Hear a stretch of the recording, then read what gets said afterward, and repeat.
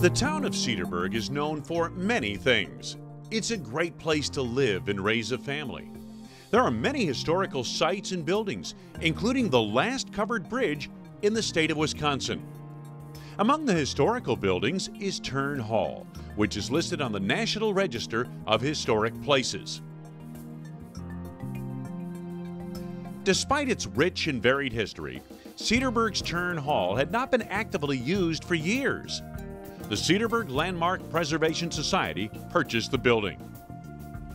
There was a time where the Turn Hall was a decrepit, fallen down building. The roof was in the center of the building, the walls were crumbling, and we thought it'd be a good project for us to undertake to reconstruct. We raised some money locally and got a small grant from the State of Wisconsin Historical Society to fund the necessary building costs and materials. And this was completed I'd say about 35 years ago. And at that time, we then rented the building to David Eline, who used it as a race museum for his antique race cars. There came a time about 3 or 4 years ago where David Eline decided to dispose of his vehicles and close the museum. And the building was vacant for a period of time. And we did a substantial amount of research and effort to determine whether we want to sell the building or lease the building. At the same time, Henke Associates, a local creative strategic marketing firm, was in search of a new office site with a more open concept.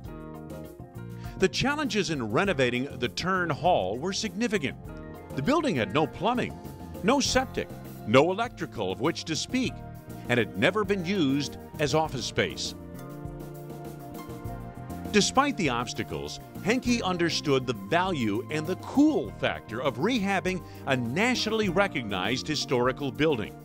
The irony is that the craftsman and heritage of a landmark would come together with the latest technological advancements. Town of Cedarburg officials worked well with the Henkes through the many steps necessary to make this dream a reality. Town of Cedarburg and the Henke Associates went through a cooperative effort.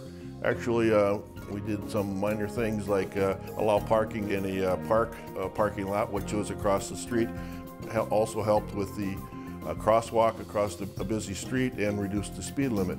But more importantly, we worked as partners to accomplish a goal. The town is very business friendly, and we do what we can. And if changes need to be made, if things need to be accomplished on a cooperative nature, that's what we're about.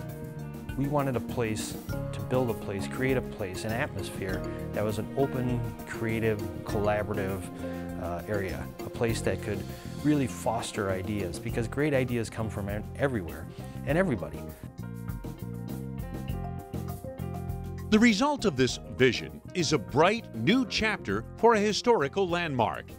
It is a showpiece for the community and demonstrates what can be accomplished when the vision of private enterprise and a progressive local government like the town of Cedarburg combine talents and work ethic. And we're very pleased with its current use because it's an adaptive use that has kept the building in essentially the same condition as it was and yet made it useful for a modern purpose. We couldn't have made it happen without many people. The town of Cedarburg, the Landmark Preservation Society, everybody worked together to make this happen. Yeah, the town of Cedarburg is not only historical, and we have some very unique things, but we're also accessible. It's important, we think, to preserve and restore all the buildings in the area because it's part of our heritage, and it's something that makes Cedarburg special. It's something that puts Cedarburg above all the other communities in the area. Town of Cedarburg officials have the experience, willingness, and know-how to help other entrepreneurs with vision and a chance to preserve history while making the future richer for generations to come. It's an opportunity to make history, and it could be yours.